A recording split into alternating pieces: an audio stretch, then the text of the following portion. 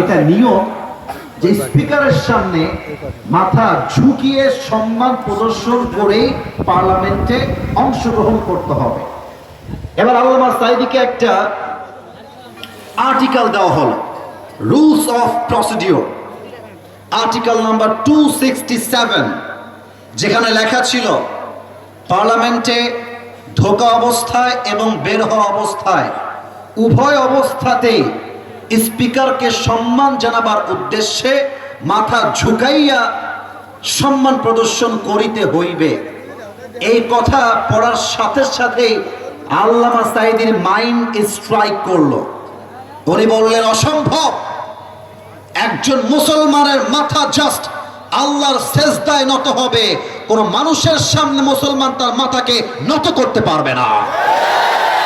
উনি ভাবলেন যে এই নিয়মটা আমাকে চেঞ্জ করতেই হবে, but because he was newly the member of the parliament, নতুন এসেছেন, কি বলতে গিয়ে কি বলে ফেলবেন, আর স্পিকার সাহেব বলবেন যে বসেন, এটা ইজ্জতে আঘাত লেগে যাবে। তো আল্লামা সাঈদী বললেন, পার্লামেন্টে কোন কোন ধারা নিয়ে কথা বলা যায় এটা বোঝার জন্য আমি জাস্ট 2 থেকে 3টা দিন সময় নিলাম। 2-3 দিন অবজারভেশন করার পরে পয়েন্ট অফ অর্ডারে দাঁড়ালাম, দাঁড়িয়ে বললাম, মাননীয় স্পিকার সাহেব, আপনাদের এখানে আইন করা হয়েছে, কোন পার্লামেন্টের সদস্য যদি ঢুকতে চায় এবং বের হতে চায় উভয় অবস্থাতেই তাকে স্পিকারকে সম্মান জানাবার উদ্দেশ্যে মাথা ঝুঁকাইয়া সম্মান প্রদর্শন করিতে হইবে।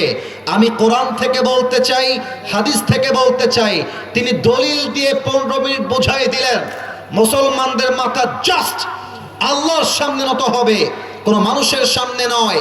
এই কথা শুনে তৎকালীন সময়ের স্পিকার আল্লামা সাঈদীর দিকে চাতক পাখির মতো তাকিয়ে রইলেন, আর তিনি বললেন, মাওলানা সাহেব, আপনি যা বলেছেন আমি স্পিকার আপনার কথার সঙ্গে 100-এ 100 একমত। সুবহানাল্লাহ পড়বেন না আপনারা সবাই?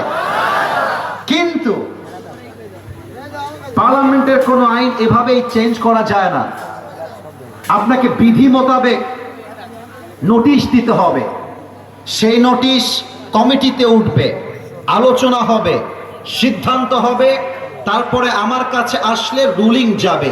আপনি নোটিশ লেখেন, আল্লামা সাঈদী নোটিশ লিখলেন, কিন্তু তৎকালীন জালেম সরকার সেই নোটিশকে 5 বছরের জন্য ডিপ ফ্রিজ করে দিল, তাকে আর বের করতে দিল না। এই নিয়মটাকে তারা চেঞ্জ করলো না। বাট আল্লামা সাঈদীর নিয়ত ছিল আল্লাহর এই জমিনে শিরকি মতবাদ চলবে, আর আমি আল্লামা সাঈদী চোখ দিয়ে দেখব, এটা চুল পরিমাণ বরদাস্ত করা যাবে না।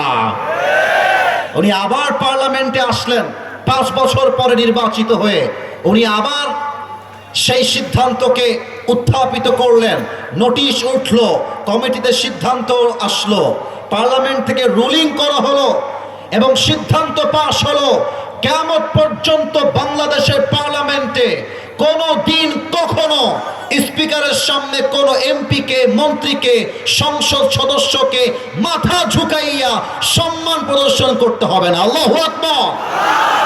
এরকম আল্লামা সাঈদী আমাদের দরকার, আমাদের মতিউর রহমান নিজামী দরকার, যে আল্লাহর জমিনে আল্লাহর দ্বীনকে কায়েম করবার জন্য বুকের তাজা রক্ত দিয়ে শহীদ হওয়ার জন্য প্রস্তুত থাকবে। আল্লাহ সেই ঈমান আমাদের দান করুক, পড়েন সবাই আমিন। জাস্ট এই এলাকায় এসেছি ভালোবাসায় কিছু কথা বলার জন্য, মনটা আমার উতাল ছিল, বলার জন্য চেষ্টা করেছি।